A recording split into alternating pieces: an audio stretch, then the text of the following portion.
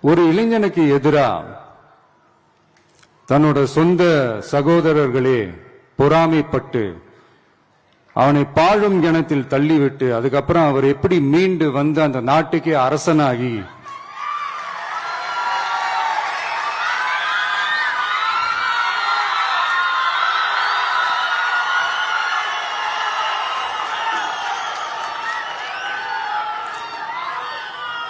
அந்த நாட்டுக்கே அரசனாகி தனக்கு துரோகம் செஞ்ச தன்னுடைய சகோதரர்கள் மட்டுமல்ல அந்த நாட்டையே எப்படி காப்பாத்தினாருன்னு சொல்லி இந்த மாதிரி நிறைய இன்ட்ரெஸ்டிங்கான கதைகள்லாம் பைபிள்ல இருக்கு. படிக்காதவங்க படிச்சு பாருங்க. அந்த குறிப்பிட்ட கதை யாரை பத்தின கதைன்னு நான் சொல்லி தெரிய வேண்டிய அவசியம் இல்லைன்னு நினைக்கிறேன். அது உங்க எல்லாருக்குமே நல்லா தெரியும்.